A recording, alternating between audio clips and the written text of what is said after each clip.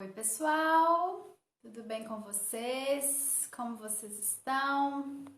Bom, gente, então hoje a gente vai receber a professora do Departamento de Psicologia Clínica da UNB, a Valesca Zanello.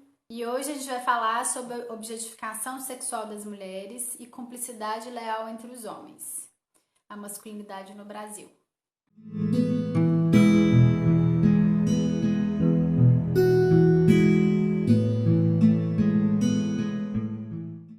Oi, querida. Tudo Oi, bom? Valesca. Tô boa. Tudo E jóia? você? Tudo jóia. Dentro do Queria te possível, né? De agradecer pandemia. dentro do possível. Dentro do possível, fazendo o nosso melhor, né? Queria te Obrigada. agradecer de novo por ter topado o convite. Eu sei que você é uma mulher cheia de compromissos e demandas, então é uma honra para a gente ter você aqui de novo. Não Para sei mim é se um você prazer. viu, mas a nossa outra live tivemos muitos comentários lá no YouTube, muitas visualizações. Eu Então é não, uma honra ter não vi você aqui. esses comentários, não. Depois eu vou até você me manda o link lá do YouTube que eu quero ver. Ah, eu vou te mandar. Você vai gostar de ver. Pode Muitos mandar. elogios, o pessoal é seu fã. Então, eu queria te agradecer. Queria perguntar se você descansou nas suas férias, porque a gente precisa de você descansada, porque você faz muita diferença na nossa vida. Então, espero que você tenha descansado. Ah, deu para descansar um pouco. Estive no Araguaia. Eu estava precisando de natureza, né? Um pouco assim de me conectar. Então deu para tomar uns banhos de rio, foi bem legal. E vamos para a luta, né? Ah, Porque que eu vou te bom. contar, cada semana acontece mais um horror ligado às masculinidades no Brasil. A gente não tem férias, né, gente? Uma semana é o caso do Robinho, na outra semana tem o caso do julgamento. E tudo isso tem a ver com o nosso tema de hoje, Tudo isso tem a ver. né? Eu vou trancar aqui os comentários, depois a gente vai abrir para as perguntas, só para a gente não se desconcentrar aqui. Então, eu já queria começar assim com aquela pergunta, né? Bom, assim, falar que a gente trabalha com relacionamentos abusivos, né? Então, quando a gente fala sobre abusador, falar que só existe abusador no mundo, né? Que todos os homens são abusadores, só beneficia o abusador e está desconectado com a realidade, né? E não é verdade. E quando a gente vai pensar, então, nessa régua, né, da masculinidade tóxica, do abusador, do agressor, do estuprador, do feminicida, do pedófilo, né? Quando a gente vai pensar sobre isso tudo, o que que vem na sua mente? Então, eu vou jogar essa pergunta aí e você pode Tá, guiar como você quiser, tá? tá bom. Bom, e aí a gente vai entrar, porque eu não sei se todo mundo assistiu outra live, mas acho que é importante recapitular sobre as masculinidades, retomar um pouco da coisa da objetificação sexual. Mas assim, eu acho que essa é uma pergunta muito comum. As mulheres sempre querem uma resposta de fora para uma vivência delas. Gente, a régua está dentro de vocês. Se você está chorando sempre, se você está sempre se sentindo mal amada, sua autoestima está lá embaixo, não serve. Não interessa se ele sabe, se ele não sabe. Não interessa se ele vai ser assim com todas. Quer dizer que se ele não for com outra, pelo menos na sua imaginação, então isso vai ser ruim. O que importa é que ele é com você. Então, assim, escutem vocês. Uma relação que faz você chorar sempre, gente, não tá prestando, não tá boa. Não tá boa. Então, pensar o abusador não como algo em si mesmo. Pouco importa como ele é com outras pessoas. Você quer ser enfermeira dele? Para ver se apostar se ele vai se salvar? Porque aí isso vai aumentar o seu valor? Então, essa é a pergunta, sabe? Não tá bom para você, não é uma relação que você tá dormindo bem, se sentindo bem amada, sentindo que tem alguém que se preocupa com você e não só com ele mesmo. Se não for assim, você tem que descobrir qual é o seu limite, a sua régua. E a gente tem que tomar cuidado, porque o nosso dispositivo amoroso nos faz aceitar migalha. E a gente aceita migalha não é por amor. As mulheres ainda adoram pousar, igual tem a Mater Dolorosa, tem a Amor Dolorosa. Parece que quanto mais você se sacrifica, olha, isso não é prova de amor. Isso é prova de uma outra coisa, porque o dispositivo amoroso tem muito mais a ver com uma questão narcísica, identitária. E muitas mulheres tomam a transformação do homem como algo que vai provar para elas mesmas o valor delas mesmas. Porque o dispositivo amoroso nos faz terceirizar a nossa autoestima. Então, assim, se você pega um perebado, um cretino, um canalha, que foi canalha com um monte de mulher, mas aí ele mudou com você, nossa, você é fodástica.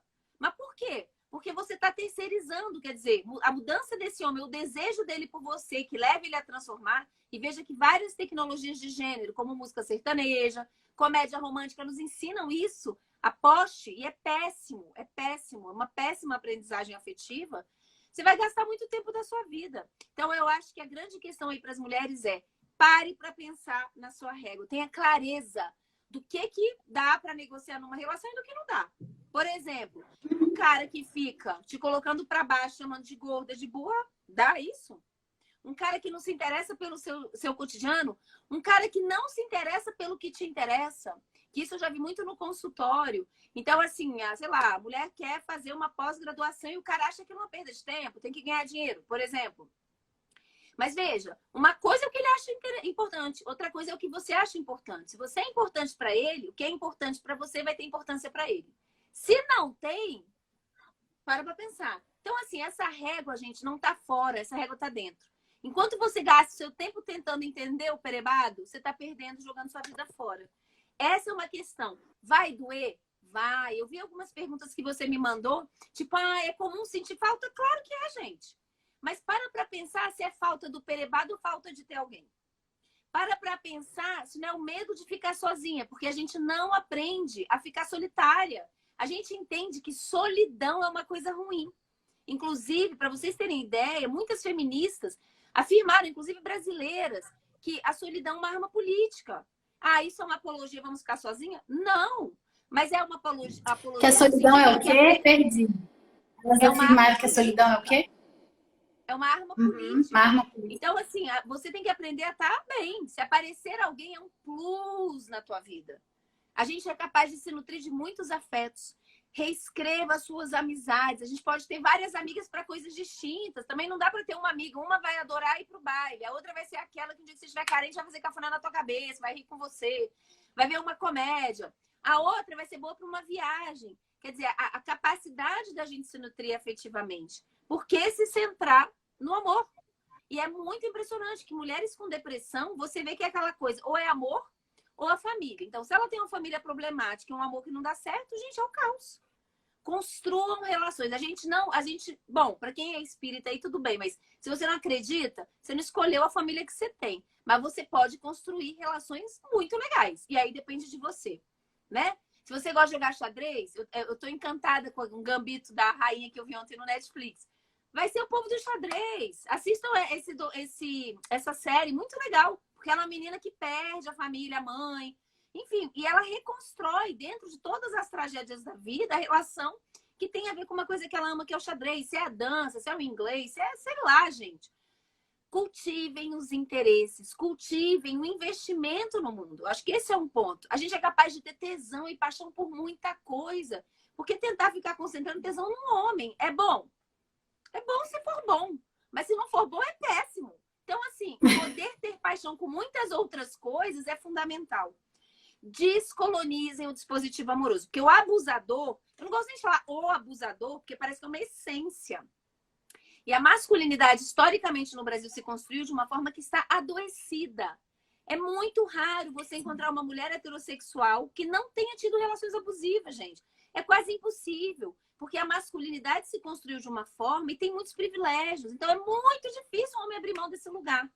Mas sabe qual vai ser o limite? Não é ele ser evoluído. O limite é você estar saudável. Porque ele vai fazer uma vez para nunca mais. Agora, se você tiver doentinha no dispositivo amoroso, já era. Já era. Porque o outro vai até onde você coloca o limite. Então, ao invés de ficar tentando entender o outro, pare para pensar o seu dispositivo amoroso. Pense em formas de descolonização afetiva, ter grupos de mulheres, fazer psicoterapia numa perspectiva de gênero. Confie na tua saúde. Porque não tem como assim, eu vi também nas perguntas, tem como saber de cara que é um abusador? Às vezes não tem, gente. Qualquer pessoa pode ter uma relação com um cara aí que não é legal, que é um puta de um perebado. Só que se você estiver saudável, gente, não quer dizer que é um estado de nirvana, não. Saudável é estar mais ou menos com as suas coisas elaboradas, estar consciente de você. É um processo, tá? O que vai acontecer? O que a experiência te dá? Quando você vai vendo algumas coisas do perebado, o semáforo, a luzinha vermelha fala, cai fora. Foge do perebado. Entendeu? Igual do diabo da cruz, foge. Agora, se você tá doentinha, você fala, pô, tem 2 anos que eu tô sem um namorado, Não, até tem esse defeitozinho, mas ele é um cara honesto. Você começa a desculpabilizar. Isso é uma coisa que aparece em quase todas as pesquisas no meu grupo. As mulheres desresponsabilizam os homens. A cultura desresponsabiliza os homens. Então, não é que ele é um péssimo pai, é que ele é coitado, ele não aprendeu a cuidar. Não aprendeu porque não precisou, tá? Eu brinco com as minhas amigas que têm maridos, que falam assim, ai, Valesca, mas eu pedi pra ele trocar a fralda e ele trocou errado. Eu falei, e aí? E aí a criança se borrou. E aí? Aí eu fui e troquei. Ele falou, você devia ter deixado ele trocar. Primeira vez que ele botou a fralda errada, o menino se borrar inteiro, ele tiver que fazer a segunda vez, gente, ele vai trocar, mas numa maravilha, num primor que nem você faz. Então, responsabilizem os homens, deixem eles arcarem com as consequências dos atos.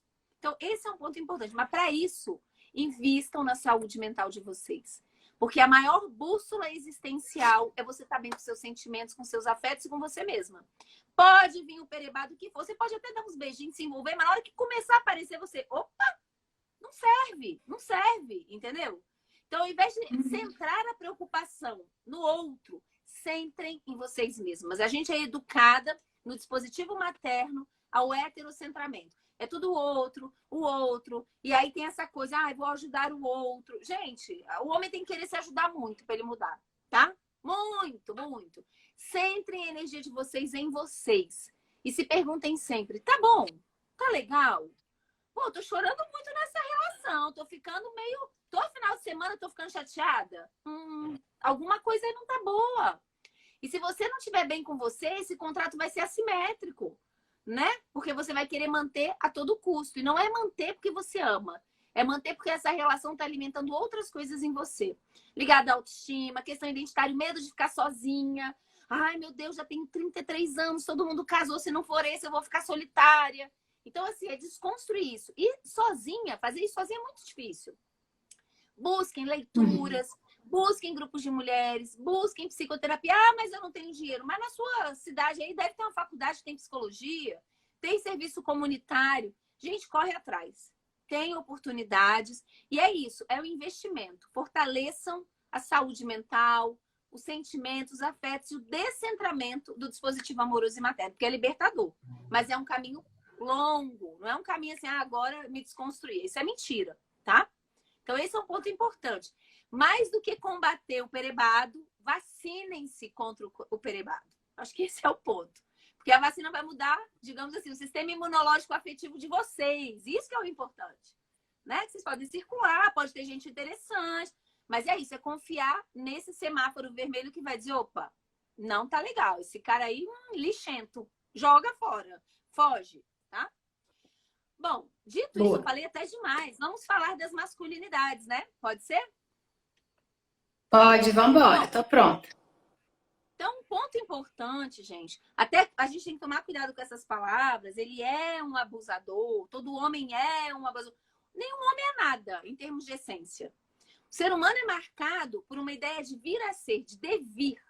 E a cultura, ela é fundamental nesse processo de vir a ser. Como é que um homem se torna um homem de uma determinada forma e como é que a gente vai ter modelos, vamos colocar assim, que não é uma fórmula de bolo. Quando a gente usa os dispositivos, é para a gente ter uma baliza conceitual para pensar, digamos assim, esses fenômenos culturais históricos. Então, uma coisa que eu nem lembro se eu falei lá na live, mas se eu falei, vou ter que repetir, é a ideia de que a masculinidade no Brasil, ela se constrói no imperativo e no negativo. Então, os homens aprendem que ser homem é não ser uma mulherzinha. Ou seja, o ponto central da masculinidade é o que a gente chama de misoginia, o repúdio ao feminino, o que é considerado feminino e as mulheres. Isso é muito triste, gente. Porque tudo que a gente gosta é coisa nhenhenhé, e ficar juntinho. Para os homens é tipo coisa de mulherzinha, tá? Então, pensa quanto é frágil isso. O homem sempre tem que performar o contrário para mostrar que é homem o suficiente. E tem várias formas de demonstrar essa misoginia. Tem um discurso direto, né? Eu estava vendo uma reportagem aqui ontem do número de grupos neonazistas no Brasil, um negócio surreal. Então, tem células, vamos botar assim, neonazistas que defendem a ideia de que toda mulher tem que ser estuprada, por exemplo, porque a gente já nasce pérfida.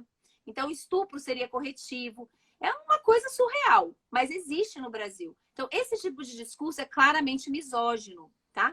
Mas tem formas, e aqui eu queria chamar a atenção, porque isso confunde as mulheres. Tem formas mais sutis, formas maquiadas de expressão da misoginia. E a principal dela, isso apareceu na minha pesquisa dos grupos de WhatsApp masculinos, é a objetificação sexual das mulheres. O que isso quer dizer? Quando a gente fala, por exemplo, de violência contra a mulher, o que os homens falam?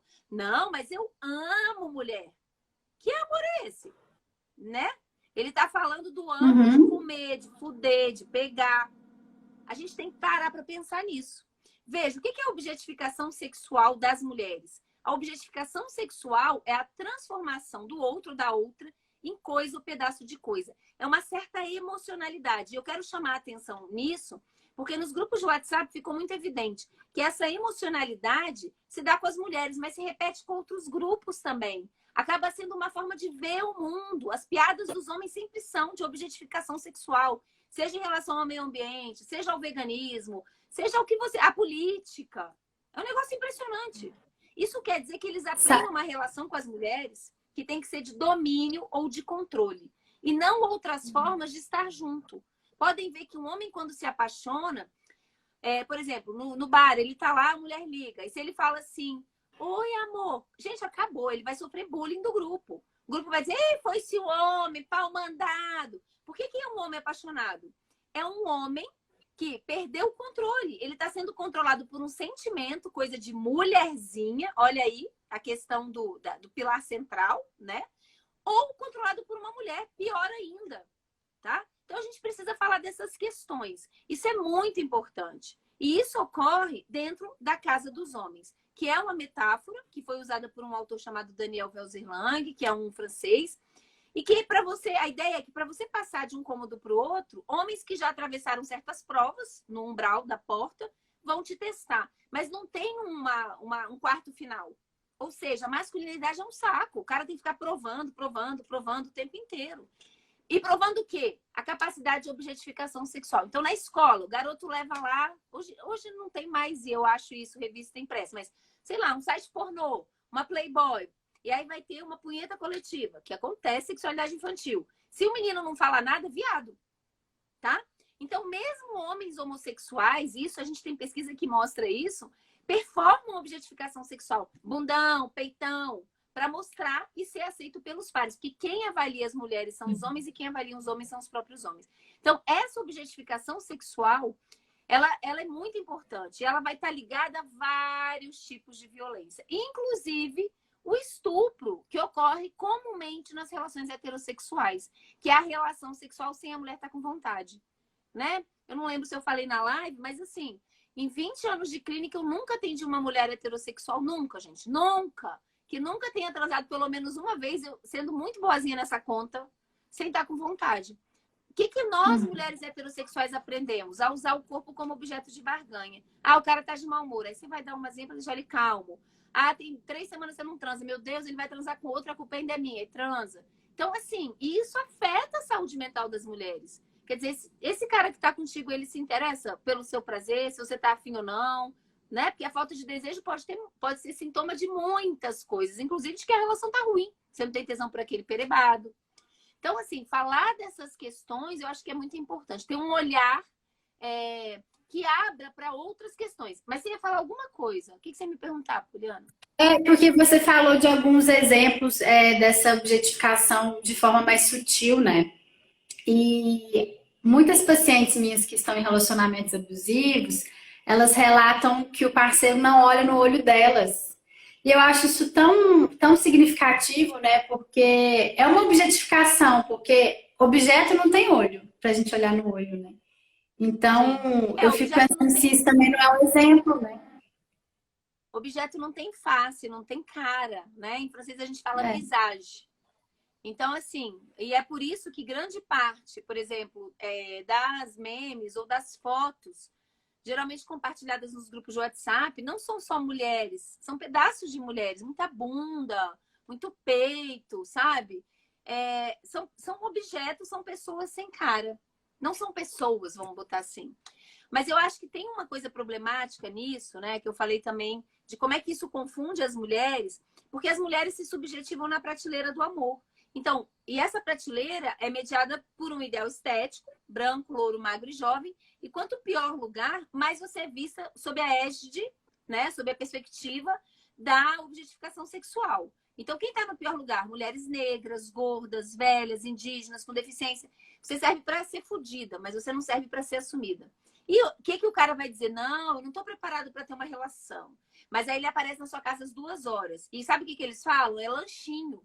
E se ele te convida para ir para casa dele comer uma pizza, o nome é delivery. Essa é até melhor, porque essa é a delivery. Não consegui comer ninguém, vou comer agora. Ou essa aqui ainda vem em casa trazer o lanche, tá?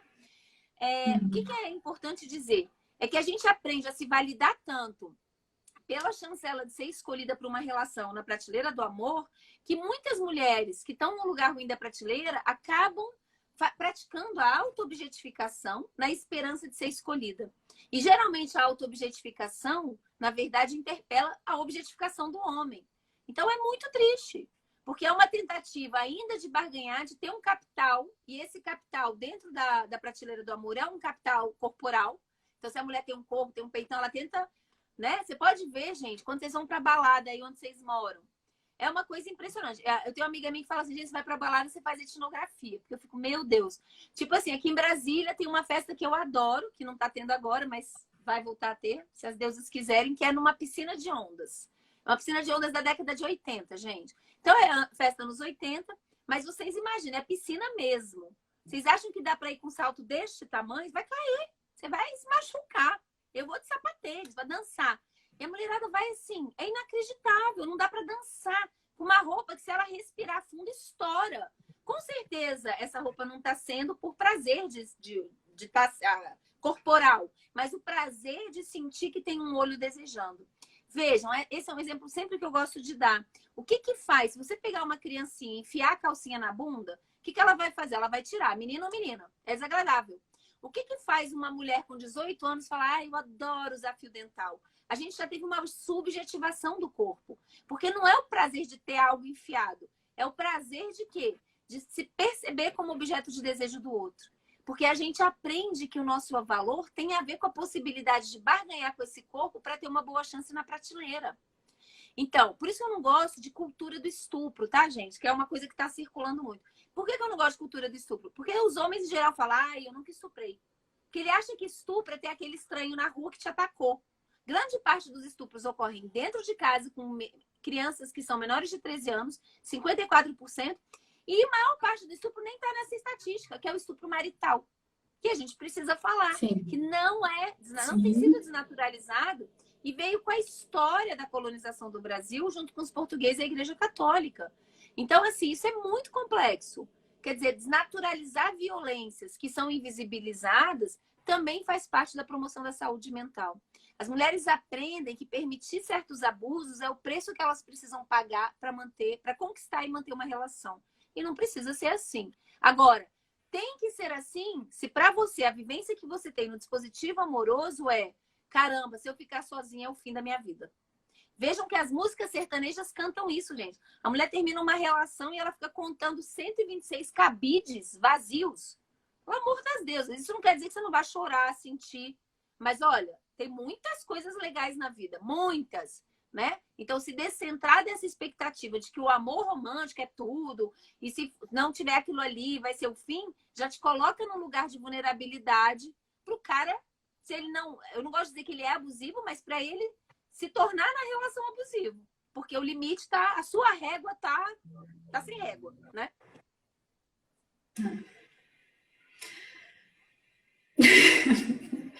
O que você quer falar sobre a casa? Você quer falar sobre a casa dos homens? O que vocês têm pensado dos principais pontos? Assim, eu entendo que a violência é contra tudo que é feminino, né? E eu queria saber o que vocês têm pensado sobre essas questões da casa dos homens. Foi a questão da pesquisa do grupo do WhatsApp, não foi?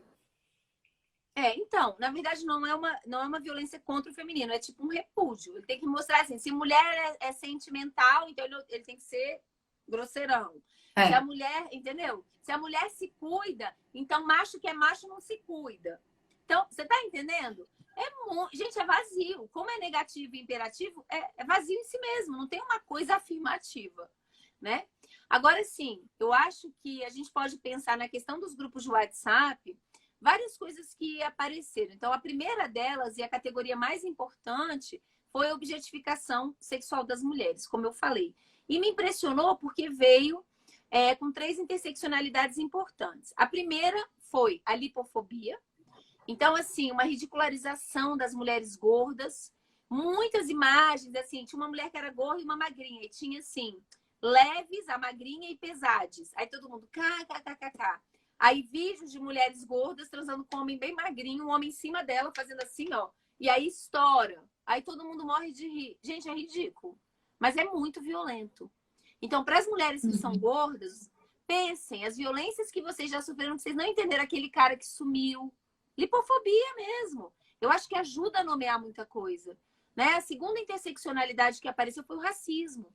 Então, mulheres negras, mais ainda, todas as mulheres são hipersexualizadas, mas as mulheres negras mais ainda, tá? Muitas, assim, peitos, cus, bucetas, muitos. E mesmo homens negros nesse grupo, isso é muito importante de dizer, cortavam a cumplicidade na casa dos homens. Então, isso é muito importante, porque tem toda uma discussão hoje, assim, a cumplicidade na questão racial vem antes de gênero. Isso serve só para as mulheres, gente. Para os homens não serve, não. Porque os homens negros não protegiam as mulheres negras. Tá? Eles ficavam mudos. Isso é muito, muito importante. E tinha uma ambivalência com as mulheres negras. Então, ora hipersexualizadas, e quando apareciam mulheres que você via que eram de uma classe social mais baixa, era um motivo de escárnio. Então, muitas fotos de festas populares, ridicularizando a mulher negra, como se fosse uma mulher feia, sabe? Uma mulher que é só para comer mesmo. E a terceira interseccionalidade foi o etarismo. Também uma violência muito grande contra as mulheres velhas. E eu vejo isso, né? Muitas mulheres me procuram para falar, Valesca, quando eu fiz 50 anos eu me tornei invisível. Mulher depois de 1 ano existe. Mas isso é Brasil, é muito Brasil, que é um Brasil muito ligado a essa coisa da juventude, né? O ideal de juventude. Nessas memes compartilhadas, apareciam assim, tipo, mulheres mais velhas com homens mais novos, e aí vinham frases do tipo, quem dispensa é exército. Então, a ideia de que, na verdade, um homem vai estar fazendo um favor. Se ele não conseguir pegar ninguém na noite, ele vai pegar a velha que sobrou, e ela tem que agradecer, porque tem algum homem querendo comê-la, tá? E muito motivo de riso disso daí. A segunda categoria que apareceu foi, ser homem é não ser gay. E aí, vários testes. Tinha gente que era a coisa mais ridícula. Que era tipo assim, você ia completando um joguinho para saber se você é gay. Por exemplo, você segura peido? Não? Ah, então você é homem. Mas se você segura, você é gay. Você toma água com gás? Eram coisas assim, gente, é inacreditável. Tá? Ou você bota cheirinho no carro? A terceira, essa eu achei ridícula. Homem é guiado pelo sexo e a ideia de que o poder da mulher é a buceta, é a vagina. Então, assim, não adianta se você é inteligente, se você tem dinheiro, se você tem poder. Poder de uma mulher, e é isso que arruina a vida de um cara, tá? Então, por exemplo, tinha uma que era assim, inclusive brincando com a história da rachadinha. Por causa de uma rachadinha, ele perdeu a casa. Aí tinha uma imagem que era exatamente a vagina de uma mulher com a calça, tá? E até uma de criança, que era o rapaz falando, eu tenho uma coisa que você não tem. E aí a menina mostrando a calcinha e falando, pois eu vou tirar tudo que você tem com o que eu tenho. Então, assim, triste. E tinha uma ideia também de que o homem, que ele não pensa, que ele pensa com a cabeça de baixo, que é uma frase que a gente escuta, homem quando trai. Então, isso é naturalizado, tá? Então, tinha uma que era assim, um professor, a menina escreve e diz assim, ai, professor, eu queria saber da prova, se tá difícil. Ele, não adianta vir conversar comigo. A prova vai ser do jeito que for, estude para passar. Aí ela, nem se eu der uma chupadinha, aí ele manda o gabarito. Então, assim, um homem, a ideia que passa nessas memes, eles morrem de rir, é a ideia de que o homem é capaz de arruinar os seus valores, a sua ética, a sua família, por causa de uma buceta. Tá? E aí, o que acontece com o homem que chama a atenção, né? Vamos supor que tem um homem no grupo aí que chame a atenção do amigo. Ele sofre bullying. Não vi nenhum, tá? Porque aí tem uma coisa importante, Poliana. Na casa dos homens, o que rege a casa dos homens é o silêncio cúmplice. Então, eu sempre falo isso nas lives. O silêncio é um comportamento de gênero. Nós, mulheres, aprendemos a nos calar para manter o bem-estar dos outros e da relação. Então, por exemplo, o cara traiu, aí a amiga fala, mas amiga, você tem 20 anos de casamento, mulher. Todo homem é assim. O cara viajou, tava bêbado, você vai jogar fora, tá difícil ter homem. É um bom pai, traz coisa boa para casa, cuida bem dos filhos, esquece, para de reclamar. Você reclama muito, vai ficar sem um homem. Aprende a engolir. Por isso que as mulheres adoecem de depressão e ansiedade. E os homens? Como é que é o silêncio dos homens? O silêncio dos homens tem a ver com a cumplicidade, com a broderagem, tem a ver com o tema da live, com a lealdade. Porque, como eu falei, quem avalia as mulheres são os homens e quem avalia os homens são os homens. Então, assim, o cara sai, por exemplo, vai pro futebol. Ele sabe que um amigo dele, que é casado também, pai de família, tá lá com a amante. O que ele faz? Ele finge que não viu, né? E aí, mesmo que ele ache errado, ele é um bom pai e é presente e tal, mas tem aquele amigo que fez um filho e que nunca ligou para esse filho. Ele sai para tomar cerveja e tudo, mas ele não fala, porra, brother, tu tá sendo um canalha. Isso tem a ver com silêncio cúmplice. Porque ele faz isso para se manter bem perante os brothers. E aí é um desafio que eu sempre faço para os homens. O lugar que o homem precisa participar para desconstruir o sexismo não é no palanque. O homem adora palanque e fazer o mansplaining, né, gente? A gente não precisa disso. O que a gente precisa é dos homens brigando, tretando na casa dos homens. É falando pro cara, porra, cara, para de mexer com a mulher, você não tá vendo que ela não tá afim? Tá desagradável. Né? Tipo, porra, cara, deixa de ser sacana. Você não quer mais ficar casado? Termina e vai, né? Você vai putanhar aí pelo mundo. Então, sair desse lugar confortável. E eu acho que é um desafio, porque tem um preço. Então, no caso do WhatsApp, depois que eu fiz a live, né, falando do estudo, o estudo, inclusive, vai sair publicado agora em novembro. Aí, quando eu até vou compartilhar lá no Instagram quando sair, porque vai ser para download gratuito, tem as imagens e tudo mais. Algumas eu tive que retirar, gente. É triste. Os editores pediram para retirar, mas enfim. Mas assim, alguns homens me escreveram. Depois que eu assisti a live, mexeu muito comigo e eu comecei a tretar. Teve uns que me mandaram print. E realmente, a maioria dos caras fala, pô, cara, tá chato pra caralho. Eu vou usando a palavra deles, tá, gente? Me desculpe os palavrões, mas é o jeito que eles falam. Tá tranquilo. E aí dizendo assim, nossa, e aí, emboiolou? Aí todo mundo começa a sacanear. Porque veja, Poliana, não precisa nem ele falar. Um homem que não fique performando para os amigos a objetificação sexual, por exemplo, postou lá um vídeo que eu vi que eram de duas adolescentes que deviam ter uns 14, 15 anos, nem tinha peito ainda direito, se viu que o peito estava crescendo. E assim, estavam meio embriagadas e o cara tirando a roupa, se beijando. E o cara gravou e compartilhou. E aí tudo, nossa, duas gostosas, quem me dera, queria foder as duas. E tem um cara que nunca se manifestava. Eu acho que talvez ele não concordasse, mas ele não falava, tá? Que é a tal do silêncio cúmplice. E aí, eles começaram a postar imagens e prints do tipo, eu lembro bem dessa, que era uma reportagem que dizia assim, era só o print, tá, da reportagem. Chupar buceta faz bem à saúde. E aí eles colocaram coisa que o fulaninho XX não vai entender. Então, sempre tinha uma coisa, entendeu? Por exemplo, era carnaval. Aí, no começo do ano, aí, nossa, todo mundo vai sair agora. Tinha uma tabela de comparação. Se eles pegavam, por exemplo, se a mulher era ex, perdia ponto. As que valiam mais ponto era Anã e Milf. Que eu nem sabia o que era. Milf é Mother I Would Like to Fuck. Eu sou Milf. São mulheres acima de 40 anos. Tá? Então, valiam 10 pontos. E assim, então sempre tinha uma coisa. O fulaninho vai ficar chupando o dedo. Entendeu? Então, sempre uma coisa. Se você não manifesta objetificação sexual, então você é viado. Então, para o homem, é muito difícil o silêncio, mas é muito mais difícil nesses grupos se colocar. E a gente precisa que eles se coloquem, né? Digamos assim, a gente vai ter que trabalhar a masculinidade que já está constituída e a gente vai ter que trabalhar a masculinidade precocemente nas escolas. Sim, isso que eu ia te perguntar sobre a questão das próximas gerações, né? Algumas mães aí devem estar assistindo a gente preocupada com os filhos homens, como que elas podem fazer, né? O que você falaria para as mães, para os pais que estão preocupados com os meninos? Eu acho que é sentar, primeiro, acompanhar a vida do seu filho, sentar do lado, conversar, trazer outros pontos de vista. Só que, assim, isso não pode ser um plano individual, gente. A gente está falando de algo que é coletivo e estrutural. Então, assim, a gente tem que ocupar as escolas. Isso está previsto na Lei Maria da Penha, que tem que trabalhar a questão dos machismos, das violências contra as mulheres. Aqui em Brasília, a gente já tem 2 projetos.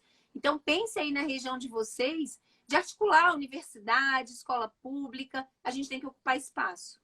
Agora, uma coisa, Poliana, que eu queria, porque eu não acabei de falar da pesquisa, eu queria falar pelo menos de um dos fatores que eu acho que nos interessa para quem está vivendo aí relação abusiva.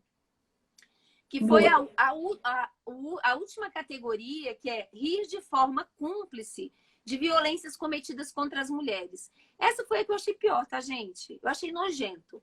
Então, assim, o que quer dizer isso? Faz parte da casa dos homens, já que tem essa objetificação sexual, aprender a fazer gaslighting.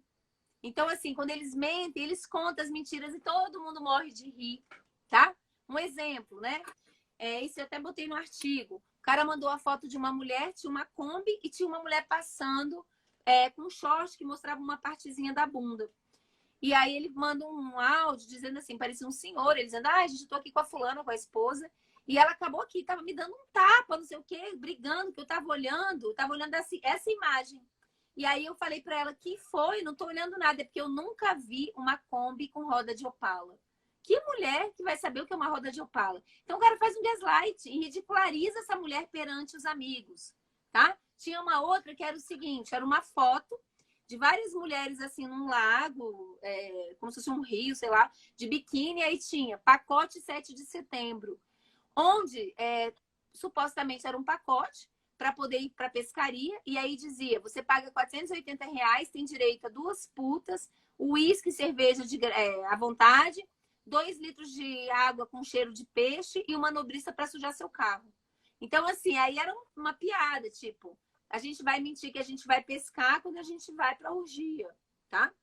E a que eu achei mais grave, que foi o caso do Bruno, era uma foto do Bruno com a namorada, não sei se ainda é atual, supostamente atual, e do lado uma fila de cachorros com uma bacia de prata, assim, prateada. E aí tinha escrito, Bruno está de namorada nova. E todo mundo rindo. Quando a gente sabe que foi um caso hediondo, né? Ele não só fez o feminicídio, ele picotou a mulher, sumiu com o corpo. Então, assim, essas violências ligadas ao abuso nas relações não só é chancelada, como ela é compartilhada, como existe uma pedagogia das violências como performance masculina na casa dos homens. Então, realmente é podre. Por isso que eu volto à sua pergunta anterior. A régua não está fora. Não tentem entender o perebado, gente. Se perguntem se essa relação tá boa. Se tiver, ok. A régua é no coração, na existência de vocês. Prestem atenção na raiva que vocês sentem. A gente aprende numa sociedade cristã que raiva é feio. Raiva é maravilhoso. Raiva é um sentimento que nos protege, minha gente. Raiva é uma verdadeira bússola existencial. Usem a favor de vocês. Não fica assim, ai meu Deus, que feio sentir raiva. Não. Se alguém pisar no meu pé, eu tenho que ter alguma coisa para empurrar essa pessoa, senão meu pé vai ficar podre. Então, prestem atenção nos sentimentos. Sentimentos são verdadeiras preciosidades que nos ensinam muita coisa. Parem para se ouvir. E, principalmente, tenham clara a régua de vocês, né? Eu acho que isso é o mais importante. Porque a sua régua emocional, existencial, é que vai dizer, chega. Não importa se ele fez porque quis, porque não quis. Se ele fez porque quis ou não quis, é que vai se tratar, né? Você quer ser, mesmo que é psicólogo aí, você quer ser psicólogo do seu parceiro? Você é psiquiatra do parceiro? Não, mesmo que você seja psiquiatra, ele vai se tratar com outra pessoa, né? Se tem coisa mais importante, se for para você tratar, você cobra, né? Você não vai ficar tratando psiquicamente o seu companheiro. Então, acho que esse é um ponto importante. É deixar de se centrar no cara para saber se é ou não é e centrem-se em vocês mesmas. Eu fiquei pensando um pouco nessa questão do silenciamento, né? Deles serem cúmplices e eles rirem de forma cúmplices, né? Você, depois que você começou a ficar um pouco mais pública, fazer lives, e você tem sofrido, e falar desse tema, né? Eu sei que você trabalha com isso há muitos anos, mas eu tô falando agora, né? Assim, com a questão do Instagram, das lives, você tem sofrido? E aí, você falou que ao mesmo tempo você recebe mensagens de homens falando, Valesca, repensei aqui, fiz isso, aquilo. Mas você sofre essa tentativa de silenciamento também, por ser uma mulher que está falando sobre essas coisas de forma pública? Olha, de jeito nenhum. Eu acho que assim, desde que eu lancei o livro, né? Eu acho que eu vim mais para as redes sociais por causa da pandemia. Me obrigou a ocupar outros espaços. Eu lancei o livro em 2018. Então, assim, antes da pandemia, eu circulei muito pelo Brasil, em espaços muito diferentes. E pelo contrário, eu acho que quando eu começo a falar da casa dos homens, a maioria dos homens vai ficando tão sem graça. E quando eu vou dando exemplo dos grupos de WhatsApp, eu falo, gente, então tá, eu queria chamar um homem para vir aqui heterossexual e abrir aqui, deixar eu mexer. Aí eles morrem de rir. Então, assim, sempre tem um ou outro que diz, nem todos são assim. Gente, gênero, a gente tá falando de estrutura, né? E muitas mulheres, meu marido não é assim. Você não é preciso defender, gente. As mulheres sempre já vêm com esse dispositivo materno, dizer meu irmão não é, não sei quem não é. Deixa que ele fale por ele, né? Então, assim, eu tenho, pelo contrário, eu tenho recebido muitas mensagens aqui no Instagram, lá no YouTube. Tem um outro hater que aparece, mas enfim, né, gente? Tem menor importância isso. A questão é, a gente vai falar de coisa que vai incomodar. Paciência. Os homens passaram 2000 anos falando sobre as mulheres e muita besteira. Tá na hora da gente também colocar as masculinidades na berlinda. Já vi homens, inclusive, dizendo assim, e o lugar de fala? Não, talvez agora seja um lugar de cala, porque os homens falaram há 2000 anos. Talvez eles tenham que escutar um pouco, já que ocuparam a cena central. Talvez agora a cena seja um pouco mais periférica e que a gente possa falar também, né? E falar, digamos assim, dentro das diversidades mesmo, né? Eu sinto hoje, Poliana, que inclusive tem uma tentativa de algumas interseccionalidades de homens de fugirem desse assunto. Então, já vi, por exemplo, homens gays. Não, mas eu sou gay. Então, parece que é desconstruído. A misoginia se reproduz na casa dos homens gays. Homem gay, em geral, é muito misógino, gente. Me desculpe. Tanto é que o mundo gay, quando fala assim, quem é que tem menos valor no mundo gay? São as POC, são as bichinhas. Então, se reproduz a hierarquia. Brincadeira que os homens gays fazem. Gay, quando nasce... bicha, quando nasce burra, nasce mulher. Ainda bem que eu nasci de cesárea, porque eu não passei a boca lá. Isso é misoginia. Né? Não é porque é gay, deixou de ser homem. Já vi homens negros também dizendo, porque a gente, principalmente homens negros que estão no movimento, da questão racial, não, mas a gente é outra ancestralidade. Sim, mas você nasceu no Brasil. Teve pedagogias afetivas que te constituíram. Tem coisas que você está exatamente no lugar de vulnerabilidade? Sim, mas tem benefício do dispositivo amoroso e materno das mulheres. Quer ver um exemplo? Atendimento de casais que não são interraciais, são da mesma cor, né? Isso é muito importante, porque já vi casais violentos onde a mulher negra se cala com medo de denunciar o homem negro, porque a gente sabe que a polícia no Brasil chacina. Só que ela vai morrer. Então, assim, olha como é que funciona a questão da racialidade, a intersecção entre racialidade e gênero. Tá entendendo? Lá nos grupos de WhatsApp foi o que me impressionou. A quantidade de mulheres, fotos de mulheres nuas, coisas assim, sabe? Grotescas mesmo. E os homens negros calados. Então, eles estão fazendo cumplicidade com quem? Não é cumplicidade racial, eles estão fazendo cumplicidade na casa dos homens. Então, assim, trazer... isso quer dizer que eles têm o mesmo benefício de homens brancos, héteros? Não, gente, claro que não. A casa dos homens é cheia de hierarquias fluidas, com cumplicidades possíveis fluidas também. Agora, especificamente, essa objetificação sexual, ela é interpelada nos homens. Como eu falei, até homens gays muitas vezes performam ou hiperperformam essa objetificação para escapar do bullying de serem gays. A gente viu isso nas escolas, tá? Então, esse é um ponto importante. Para os homens que estão aí assistindo, ao invés de reagir, não, eu não tenho nada a ver, eu querer ser fofo, para pensar o que dessa objetificação sexual te constituiu. Porque descolonizar afeto, gente, é cotidiano. E isso é muito importante. Se a gente nasceu no Brasil, a gente é racista e sexista. A diferença é que alguns estão abertos para se desconstruir. Isso é cotidiano.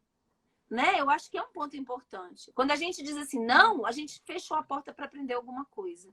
E a gente precisa dos homens para desconstruir o sexismo. Como eu falei, eles são um ponto-chave muito importante, principalmente tratando na casa dos homens. Vamos abrir para pergunta? Vamos. O que você acha? A gente tem uns minutinhos aí, deixa eu abrir os comentários aqui então. Vamos ver. Valesca, você é maravilhosa, mudou minha vida. Tem um aqui escrita. Opa. Eu sou meio devagar para conseguir ver todas as perguntas. Gente, perguntas para a Valesca.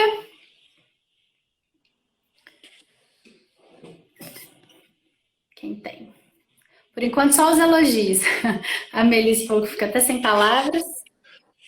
Acho que você pode pegar até daquelas questões que aparecem, né? Que você me enviou. Tá. Elas perguntam muito assim, se eles. Eu sei que você falou disso no começo, mas se você quiser aprofundar mais, né? Elas perguntam muito assim: ele vai mudar? Né? Ele tem consciência do que ele faz? Ele vai mudar? Ele tem consciência do que ele faz? Essa é a pergunta que eu mais escuto desde que eu comecei a trabalhar com isso, em todos os lugares que eu vou, quase todos os dias essa é a pergunta, do ele vai mudar. Porque quando a gente pensa um pouco na questão especificamente do relacionamento abusivo, né, do ciclo da violência, tem a fase da lua de mel. Quanto maior o abuso, mais a lua de mel para compensar, né? Então, nesse momento, é o momento que ele promete que vai mudar, é o momento que ele promete que vai fazer um monte de coisa, e é nesse momento que o efeito psicológico da esperança são renovadas. Então, elas perguntam muito isso. E eu respondo muito parecido com você. E agora eu mudei uma estratégia. Quando elas perguntam se ele vai mudar, eu falo assim, ó, eu não vou responder, vamos ver o que as meninas pensam. Aí, as que já saíram do relacionamento abusivo, não muda, não muda, não muda, não muda. Então, acho que essas são as duas principais perguntas. Se ele tem consciência, se ele vai mudar. Eu acho que a gente precisa pensar, a gente precisa fazer um giro nessa pergunta. Ao invés de perguntar, será que ele vai mudar? O que você quer alimentar em você quando você pensa na possibilidade que ele pode mudar? Porque é isso que a gente está fazendo. Existe uma palavra, gente, que eu gosto muito. Essa palavra vem do grego, chama fármacon. Sabe o que quer dizer fármacon? Fármacon quer dizer uma substância que pode ser um remédio ou um veneno. Depende de como você usa. Então, na verdade, o que você está fazendo com você quando você coloca, será que ele vai mudar? A questão é, você está disposta a ficar esperando ele mudar algum dia? Porque para ele mudar, ele vai ter que se sacrificar muito. Vai ter que ir para terapia. Realmente acima muito. Né? Eu vi até alguém perguntando, alguém muda? Gente, se eu não acreditasse em nenhuma mudança, eu não ia ser psicóloga. Agora eu vou dizer para vocês, é um processo lento, demorado, e a pessoa tem que estar muito empenhada. Ninguém muda pelo outro. Você muda por você. Então, esse é um ponto importante. Né? Até que ponto você está querendo mudar o outro e você vai ficar emperrada na tua vida? Cadê a tua régua? Eu acho que esse é um ponto importante, né? Então, de novo, a gente tem que fazer uma mudança, como foi um pouco na história do Ocidente, que a gente achava, a grande questão é a Terra é o centro do universo. E a gente descobriu que a Terra era só um planetinha ao redor do Sol. Então, o homem é o centro da sua vida. A gente tem que descentrar para saber que é só um planetinha e que vai ter muitas outras coisas interessantes. Que vai ter a sua profissão, que vai ter seu grupo de amigas, que vai ter seu, sei lá, gente, seu esporte, sua corrida, sua academia, suas amigas para tomar uma birita. Esse é um ponto importante. Redescubram o prazer. A gente não é autorizada, na nossa cultura, gente, a gozar. Tá? E a gozar em muitos sentidos. Seja uma angústia para os homens enorme. Então, aprendam a se agradar.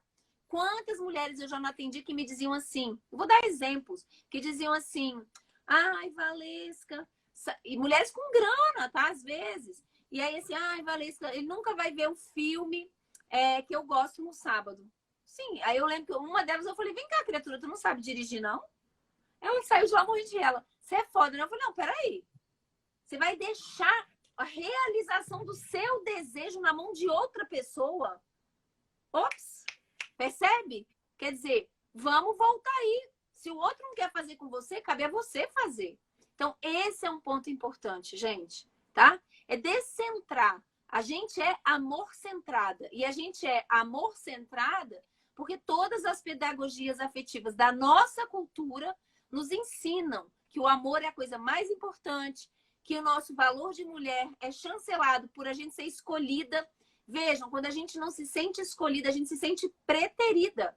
Se você tá afim de um cara e o cara começou a namorar outra mulher, a gente se sente preterida. Não, mas não tem nada a ver, não é uma comparação. O cara só não tá afim de você. Não quer dizer que você é feia, acabada, nada disso, desinteressante. Só não rolou. Mas a gente sente como algo que coloca o nosso valor lá embaixo. Por quê? Porque isso tem a ver com a prateleira do amor, ou seja, terceirização da nossa autoestima. Quem perdeu a live da prateleira, Poliana, depois vai lá no canal do YouTube, tem uma live que eu fiz, que é um capítulo do meu livro só sobre o dispositivo amoroso. Eu acho que vale a pena assistir. E seu livro? Quem quiser comprar seu livro, como que a gente faz? O livro... Cadê o livro? Tá O livro é esgotado? esse aqui. Ah, não, ó. O livro é esse aqui, Saúde Mental, Gênero e Interseccionalidades. Na Amazon, hoje alguém me avisou que tinha acabado, só estava com Kindle. Mas assim, já foi, vai ser enviado o novo lote, mas eu vi que tinha até no Magazine Luiza, gente. Tá? Luiza estava por 50 e poucos reais, estava na promoção. Então, assim, tem um monte de lugar, só jogar lá no Google, que é fácil de encontrar. Inclusive, no site da editora, que é a Apris, APPRS. E o meu canal é o meu nome mesmo, é Valesca Zanello, lá no YouTube e aqui no Instagram. Tá. Então, só para a gente terminar, que eu sei que daqui a pouco você já vai começar a dar sua aula, né? O que você falaria para as mulheres que estão, assim, quase ali no término do relacionamento abusivo, sabe? Só tá faltando um empurrãozinho, assim. Que tem várias que estão nessa situação, estão ali, ou quase terminando ou no processo do término. O que você falaria? Eu acho que uma coisa que ajuda demais, eu sempre falo isso, gente. Montem grupos de mulheres. Isso ajuda demais da conta. Por quê? Às vezes a gente está tão tomada de determinados sentimentos, às vezes a gente está tão enredada dentro do dispositivo amoroso que um olhar de fora, olhar de alguém que já passou por isso, nos ajuda demais. E principalmente a gente despsicologiza o que está acontecendo. Como assim, Valesca? Há uma tendência a gente pensar que a vivência de um relacionamento abusivo, tem a ver com a sua infância. A psicologia faz isso, eu acho péssimo, tá? Tem a ver com a sua infância, tem a ver com... Não é que não tenha, mas a violência de gênero é algo estrutural, é algo que atravessa nós mulheres. Então, esse é um ponto importante. O grupo de mulheres, você começa a perceber assim, nossa, a Poliana já viveu isso. Valesca já viveu. Fernanda, Lúcia, Paula. Tipo, só isso já mexe a nossa autoestima. Você fala, não, peraí, não sou tão doida e tão doente assim. A gente tem grupos, né? A gente tem grupos em imersão, grupo terapêutico, e é incrível o poder que tem dessas mulheres unidas. Assim. A gente conduz, a gente dá o material, a gente faz o que a gente tem que fazer enquanto psicólogas, mas elas mesmas, o grupo é quase que funciona sozinho. É incrível o que os grupos da Noé Era Amor fazem. É um poder. Então foi ótimo você ter dado essa dica. Foi a primeira dica que você deu, né? E acho incrível mesmo ver um grupo acontecendo e acompanhar. Porque o grupo, o que ele promove? Ele promove a consciência de gênero. Então, o Brasil é um país profundamente sexista e racista. Eu acho muito difícil você ser mulher e você ser negro. Imagina as mulheres negras e você não ser interpelado, gente, até um adoecimento. É muito complicado. É um país muito violento, que se estabelece em relações violentas, né? Sexistas e racistas. Então, a consciência de gênero e a consciência racial é o que mais aparece nas minhas pesquisas, que isso não como o meu objeto principal de pesquisa, mas como um achado colateral, como algo que protege a saúde mental. O que significa isso? Se eu sou uma pessoa negra e aí um racista me maltrata, ao invés de eu pensar, gente, por que isso acontece comigo? Eu vou dizer, pô, é um racista, né? Podre. Então, isso ajuda a objetificar, a separar a violência sofrida. Mesma coisa nas relações abusivas. Quer dizer, a gente tem uma masculinidade hegemônica que é atravessada, gente, por questões muito adoecidas, como eu expliquei. E aí você percebe que o cara tá dodói, sabe? Que não cabe a você ficar, você não é enfermeira de homem. Que não cabe a você ficar ali tentando salvar, ele que vai se salvar. E se um dia, gente, ele melhorar e se empenhar muito na terapia, ele que te procure, que você tem coisas mais importantes para fazer com a sua vida e com o seu tempo. Então, esse é um ponto importante, que promove esse descentramento. Mas para se separar, quando você já está dentro, o grupo é muito importante. Leituras também, ler livros que te ajudem a pensar, a se ver, que mexam com você. Psicoterapia individual também, com uma perspectiva de gênero, isso faz muita diferença, tá? E é isso, continue se nutrindo, assistindo, tem muita live legal. Sempre assim, refletindo, mas é isso. A rede de mulheres faz muita diferença. Faz. Muito bom. Muito bom, Valesca, te ouvir mais uma vez. Sempre aprendo Foi muito. ótimo. Foi ótimo, E queria querida. E agradecer. falar desse tema é muito importante, ajuda muitas mulheres e parabéns pelo seu trabalho, viu? Obrigada. Depois eu vou te mandar a live para você ver os comentários. Só elogios para você. Então, eu queria te agradecer, você, o seu grupo, né, da UNB também pelo trabalho. E convidar a gente, quem ainda não está seguindo a Valesca, sigam ela no Instagram. É @Valesca Zanello. Zanello, com 2 L's, Valesca. Valesca. Isso. Combinado. E depois, essa live vai ficar salva para vocês também. A gente vai editar, vai subir para o YouTube. A live vai ficar salva para todo mundo conseguir compartilhar com as amigas, né? Que eu acho importante também mandar para as amigas que não assistiram. Então, podem ficar, já estão aqui. Salva, pelo amor de Deus. Vai ficar salvo, tá? Então, obrigada, Valesca. De novo. Um beijo, querida. Adorei, ó. Um Beijão beijo. pra você. Tchau. Gente, boa noite e até mais. Obrigada. Até a próxima.